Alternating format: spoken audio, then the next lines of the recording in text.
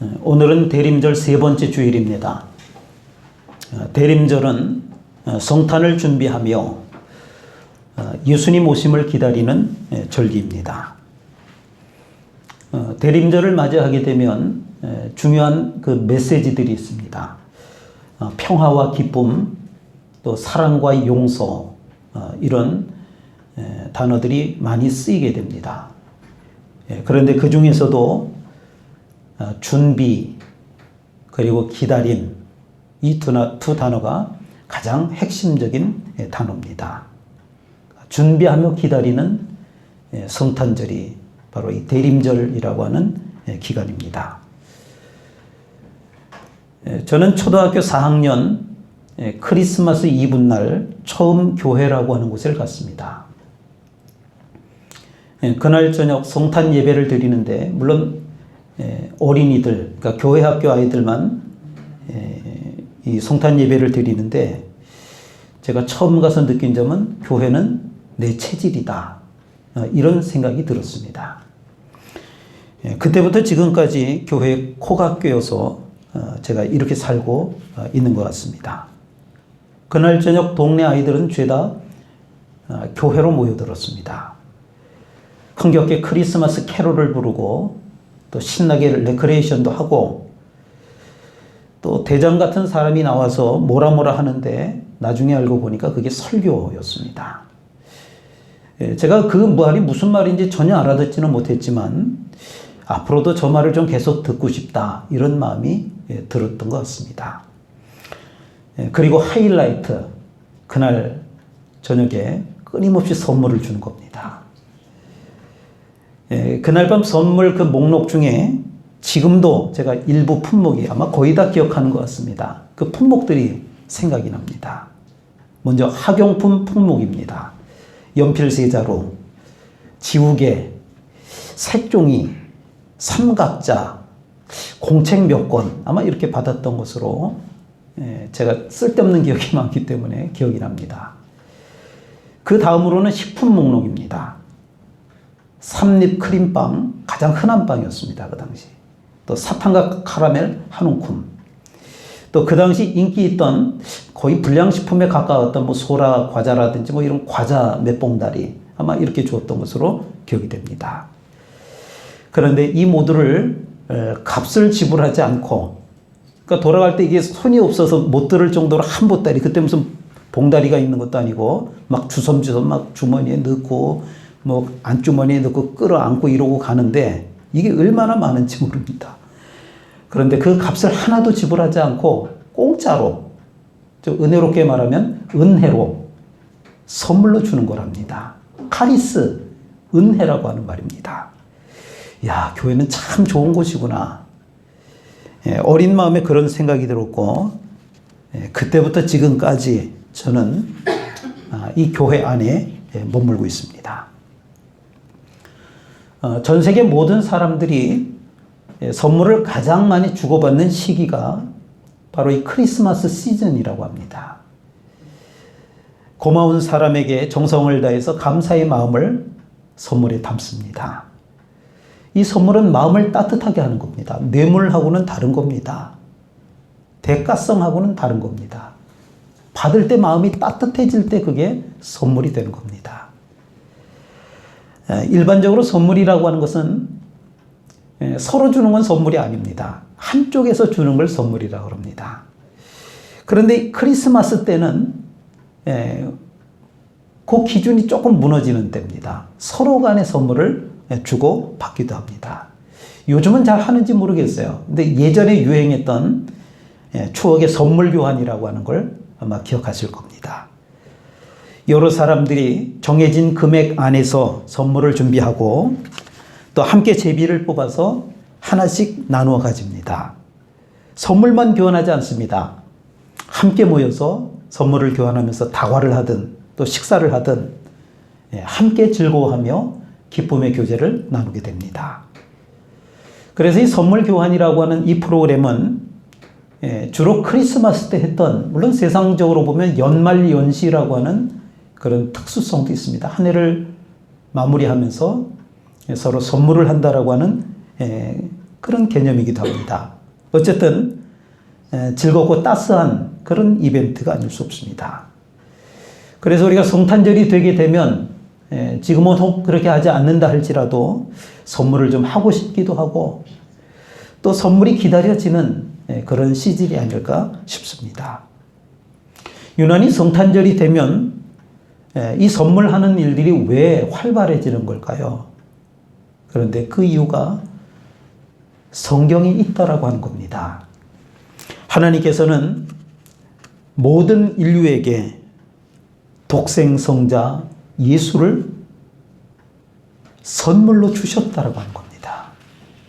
선물로 주신 독생자 예수께서 우리 인간의 모든 죄를 짊어지시고 대신 십자가 위에서 죽으셨습니다.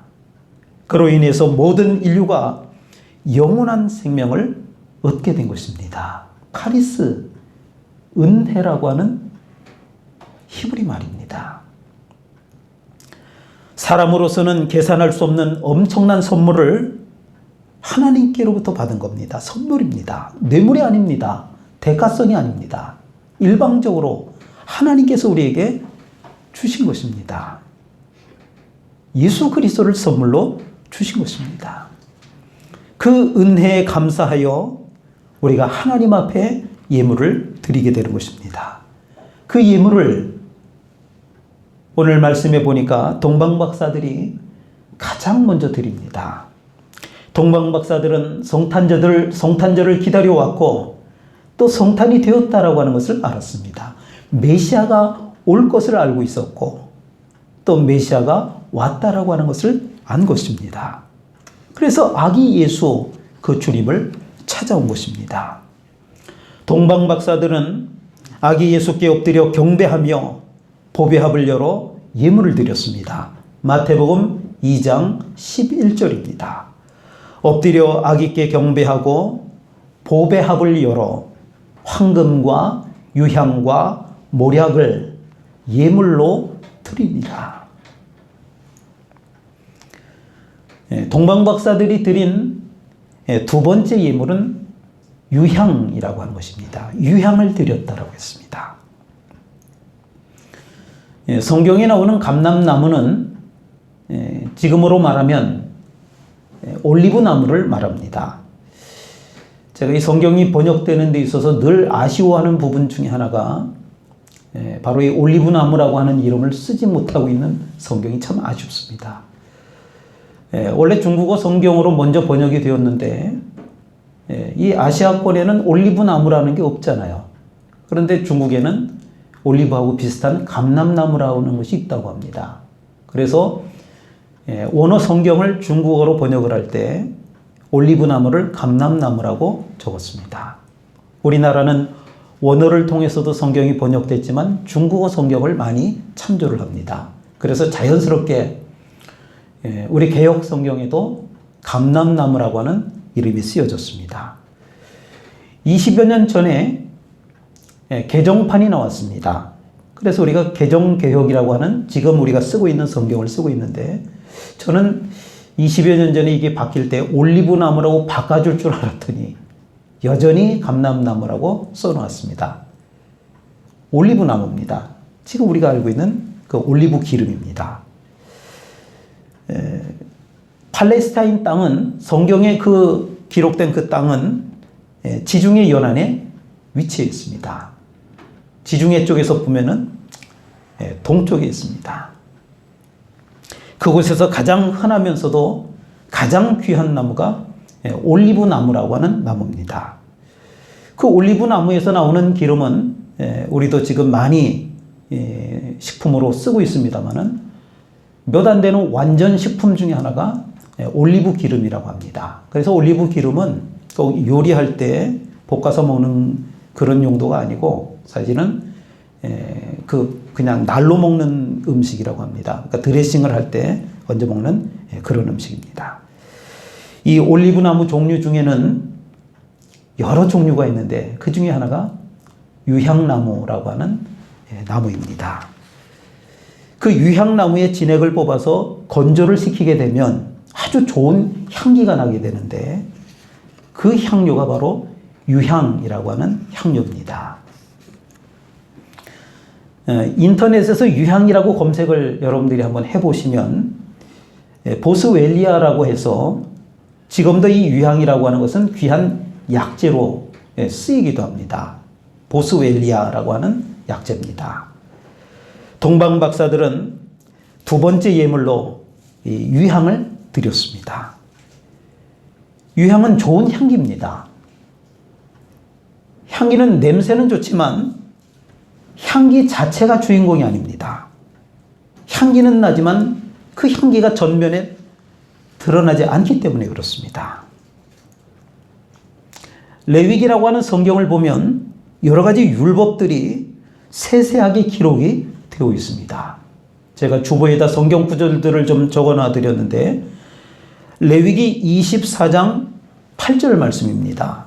안식일마다 이 떡을 여호와 앞에 항상 진설할지니 이는 이스라엘 자손을 위한 것이요 영원한 언약이니라.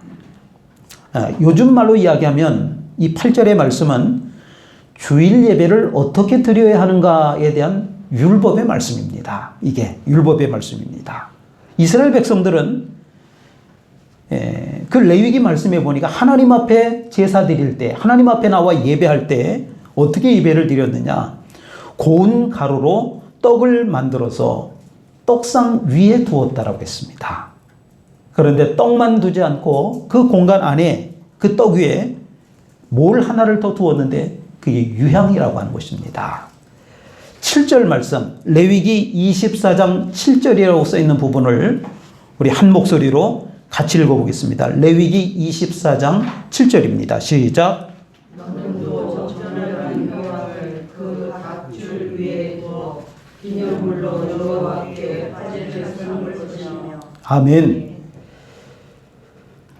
요한복음 6장 35절입니다. 예수께서 이르시되 나는 생명의 떡이니. 그러니까 떡은 예수님을 의미합니다. 또 요한복음 1장 14절에서 말씀이 육신이 되어 우리 가운데 거하심에 예수님은 곧 말씀이시라고 했습니다. 안식일마다 이 떡을 여호와 앞에 항상 진설할지니 예배 때는 반드시 떡이 있어야 된다라고 하는 겁니다. 떡은 뭐라고요? 말씀, 예수 그리스도를 말합니다. 예배 때는 항상 예수 그리스도 말씀이 있어야 합니다. 그런데 말씀만 있는 것이 아닙니다. 방금 읽은 말씀에 보니까 정결한 유향을 각 줄 위에 두어 그렇게 말합니다. 말씀 위에 정결한 유향을 두라고 했습니다. 유향은 좋은 향기입니다. 그 향기를 말씀 곁에 두라고 하는 것입니다. 그래서 이 유향이라고 하는 것은 영적으로 보면 두 가지 의미를 갖습니다. 첫째는 기도를 의미합니다. 유향은 기도입니다. 레위기 6장 15절에서 그 소재의 고운 가루 한 움큼과 기름과 소재 위에 유향을 다 가져다가 기념물로 제단 위에서 불살라 여호와 앞에 향기로운 냄새가 되게 하고, 레위기에는 5가지 제사가 나오는데 그 5가지 제사 가운데 특별히 소제라고 하는 이 두 번째 제사는 유일하게 피 흘림이 없는 제사입니다. 양이나 염소나 소를 잡지 않습니다. 곡식으로 떡을 빚어서 하나님 앞에 드리는 제사 예배였던 것입니다. 떡은 말씀을 의미한다라고 했습니다. 그런데 이 말씀 위에는 유향으로 하여금 향기로운 냄새가 나게 하라, 그렇게 말씀합니다. 말씀 위에 향기로운 냄새가 나게 하라. 말씀을 바탕으로 해서 기도의 향기를 내라는 것입니다. 사실 기도는 그냥 되는 것이 아닙니다. 내가 언변이 있다라고 해서 기도가 되는 것이 아닙니다. 내 안에 뜨거움이 있다라고 해서 기도가 되는 것이 아닙니다. 이 기도라고 하는 것은 내 안에 말씀이 있어야 합니다. 그 말씀 위에 향기를 두는 것입니다. 그 말씀이 기도가 되게 하는 것입니다. 그럴 때 우리 가슴이 뜨거워지는 것입니다. 그래서 말씀과 기도라고 하는 의미를 담는 것입니다. 둘째는 사랑을 의미합니다. 사랑입니다.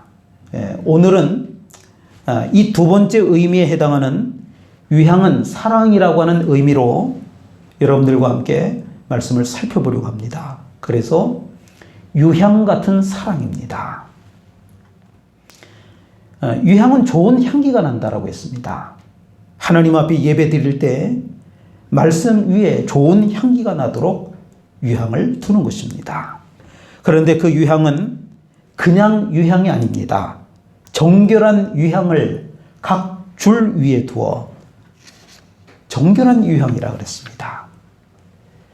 역시 주보에 있는 에베소서 5장 2절의 말씀도 한 목소리로 같이 읽어보겠습니다. 오늘의 중심 말씀입니다. 에베소서 5장 2절 말씀 한 목소리로 읽겠습니다. 시작. 그리스도께서 너희를 사랑하신 것 같이 너희도 사랑 가운데서 행하라. 그는 우리를 위하여 자신을 버리사 향기로운 제물과 희생 제물로 하나님께 드리셨느니라. 아멘. 그리스도께서 너희를 사랑하신 것 같이. 유향은 사랑입니다. 뭐 저보다 훨씬 많이들 사신 분 앞에서 이런 말 하기는 좀 뭐하지만 살다 보니까 다 살아가더라고요. 그러니까 살아봐야 100년이더라고요. 이 100년이 긴 것 같지만 순식간에 지나고 맙니다. 서로 미워할 시간이 없습니다. 사랑만 해도 부족한 것이 시간이라고 그런 말들을 합니다. 지금 이 시간 여러분들은 어떤 마음으로 살고 계십니까? 미워하는 마음이 있으십니까? 증오하는 마음이 있으십니까? 분노하는 마음이 있으십니까? 자기 자신에 대해서 또 내 가족에 대해서 이 사회를 바라보면서 어떤 마음으로 여러분들은 삶을 살고 있으십니까?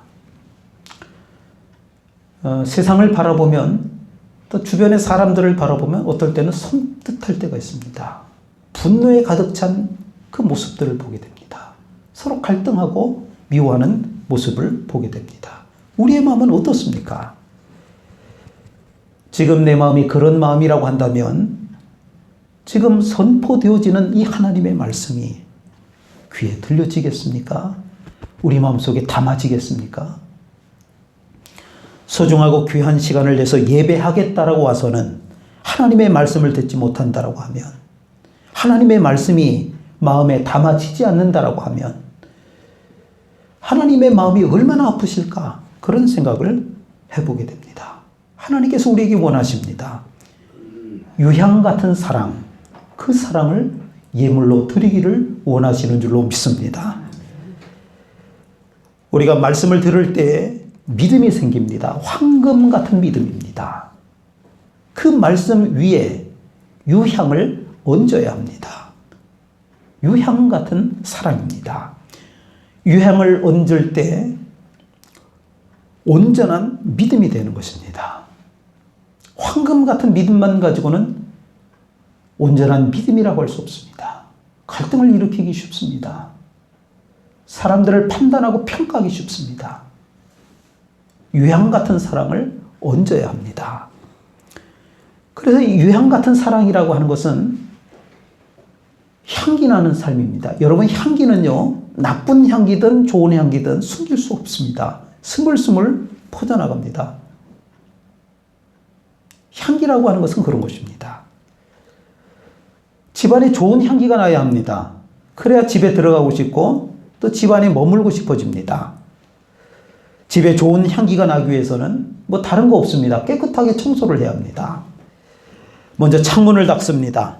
오랫동안 청소하지 않아서 창문에 먼지와 얼룩이 가득합니다. 창틀이 시커멓습니다. 시구에서도 시인들이 자주 쓰는 표현이 있잖아요. 우리의 마음을 마음의 창이라고 표현하곤 합니다.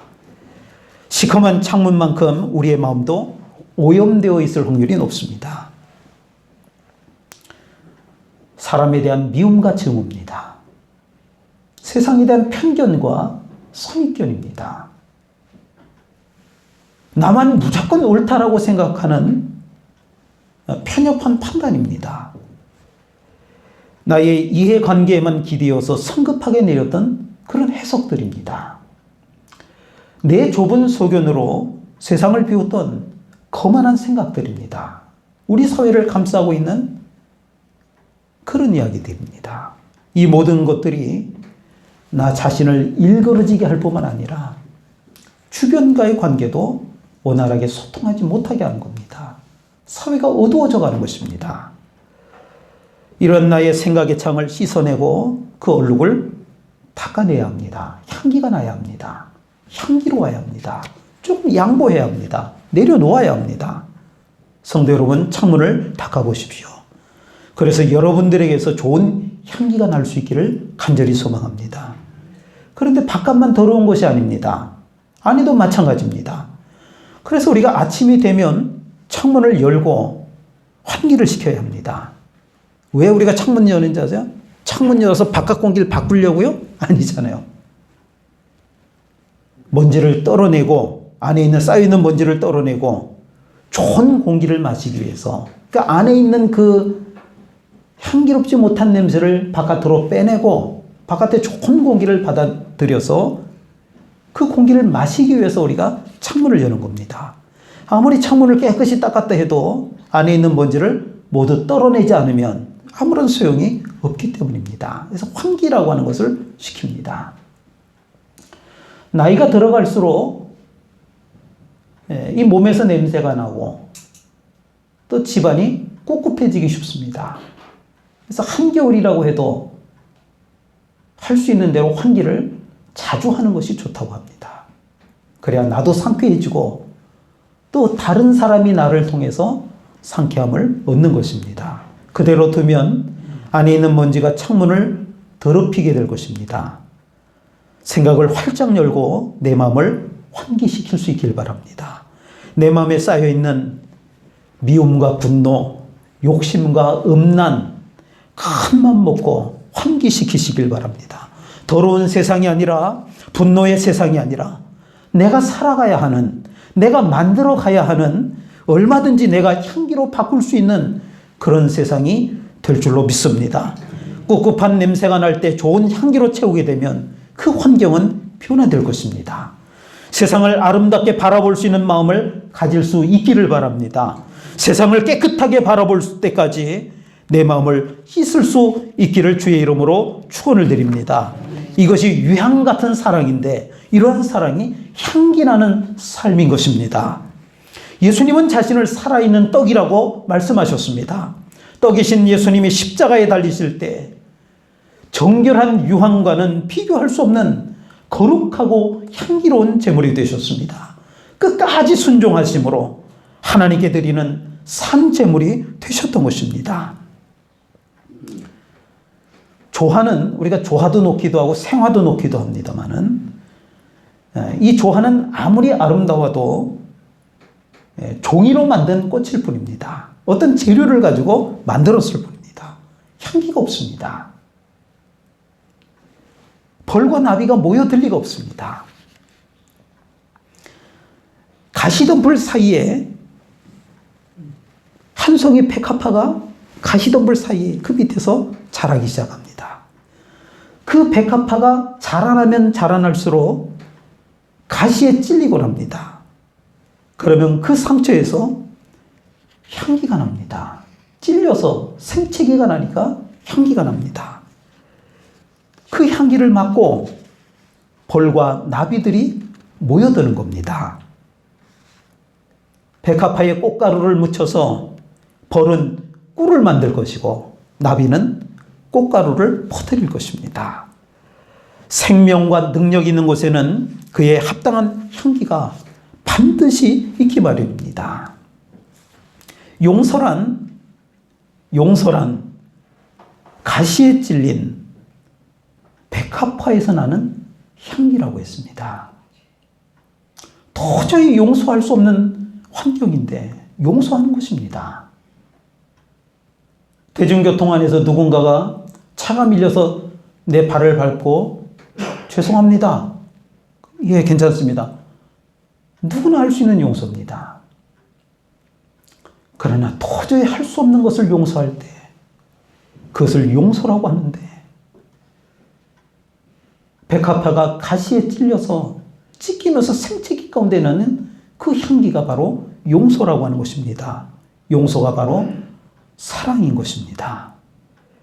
그래서 유향 같은 사랑은 향기 나는 삶을 말하는 것입니다. 향기 나는 삶은 병든 환경을 치유합니다. 유향 같은 사랑은 새로운 환경으로 변화시켜 줍니다. 유향은 향기 나는 향품이기도 하지만 또 진통 소염을 치료하는 좋은 약품으로 쓰이기도 합니다. 앞서도 제가 소개해 드렸듯이 인터넷에서 유향이라고 검색을 하게 되면 보스웰리아라고 해서 약품의 쇼핑 광고들을 아마 보시게 될 겁니다. 그만큼 잘 알려진 약품이 바로 유향이라고 하는 향료 제품입니다. 성경에서도 유향을 약품으로 소개하고 있기도 합니다. 예레미야 8장 22절의 말씀입니다. 길르앗에는 유향이 있지 아니한가? 그곳에는 의사가 있지 아니한가? 딸 내 백성이 치료를 받지 못하면 어찌 됨인고? 이 말씀을 쉽게 풀어보면 이런 말입니다. 길르앗에도 유향이 있지 않냐? 그곳에도 의사가 있지 않냐? 그런데 이스라엘 백성들이 치료를 받지 못하면 무슨 까닭이냐? 그러니까 이런 유향 같은 좋은 약이 있는데 왜 치료를 못 받느냐? 그러니까 유향은 좋은 치료제라고 하는 것을 말해주는 것입니다. 그래서 유향은 은은한 향기로 우리의 마음을 편안하게 해준다고 합니다. 통증을 완화시켜주고 생기가 돋아나게 합니다. 요한계시록이라고 하는 성경에서도 유향을 치료제로 소개하고 있습니다. 요한계시록 22장 2절의 말씀입니다. 달마다 그 열매를 맺고 그 나무 잎사귀들은 만국을 치료하기 위하여 있더라. 천국에는 생수의 강이 흐르는데 그 생명수 주위에는 생기가 만발하다라고 했습니다. 생명나무가 왕성하게 열리고 그 잎사귀들은 만국을 치료하기 위하여 있다라고 하는 겁니다. 황금 같은 믿음을 가진 사람은 예수님으로부터 시작된 은혜의 강물을 전달하는 물줄기가 될 것입니다. 그래서 믿음의 사람들이 있는 곳에는 생기가 돋아나고 근심이 사라지고 잘못된 것들이 치료되는 유향 같은 사랑이 드러나게 될 줄로 믿습니다. 이 향기가 나타나게 되면 가정이 평안해질 것입니다. 교회가 새롭게 변화될 것입니다. 그리고 이 사회가 찌들어버린 이 사회가 치유될 줄로 믿습니다. 하나님께서는 준비하며 기다리는 이 대림절 절기에 우리에게 유향 같은 사랑을 드리기를 원하십니다. 어떤 상황, 어떤 장소에 있더라도 유향 같은 사랑에 황금 같은 믿음의 사람이 있게 되면 더러운 냄새는 사라질 것입니다. 기분이 좋고 생활에 활기가 생길 것입니다. 근심과 걱정, 아픔과 괴로움이 있을 때 유향 같은 사랑에 황금 같은 믿음의 사람이 있게 되면 근심과 걱정, 아픔과 괴로움이 떠나가고 생기가 돋고 활기차게 될 줄로 믿습니다. 오늘은 대림절 세 번째 주일입니다. 대림절은 준비하며 기다리는 절기입니다. 2000년 전에 우리에게 영원한 생명을 선물로 주시려고 이 땅에 오신 아기 예수님을 기념하는 절기입니다. 거기서 멈추는 것이 아닙니다. 다시 오실 주님을 기다리며 준비하는 절기입니다. 재림입니다. 동방박사들이 아기 예수께 유향을 드렸듯이 우리도 대림절을 준비하며 유향 같은 사랑을 드릴 수 있기를 바랍니다. 마지막 때를 살아가면서 혼탁한 이 시대를 살아가면서 유향 같은 사랑을 드릴 수 있기를 바랍니다. 그래서 이렇게 기도하면 좋겠습니다. 유향 같은 좋은 향기, 유향 같은 좋은 효능을 나타내는 유향 같은 사랑의 사람이 되게 해 주옵소서. 기도하겠습니다. 하나님 아버지, 주님 오심을 간절히 고대하는 성탄의 계절에 유향 같은 향기와 효능의 사랑의 사람이 되게 하여 주옵소서. 그래서 우리의 가정에, 우리 교회, 우리 사회에 선한 영향력을 끼치는 참된 그리스도인들이 되게 하여 주옵소서. 감사드리며 예수님의 이름으로 기도하옵나이다. 아멘.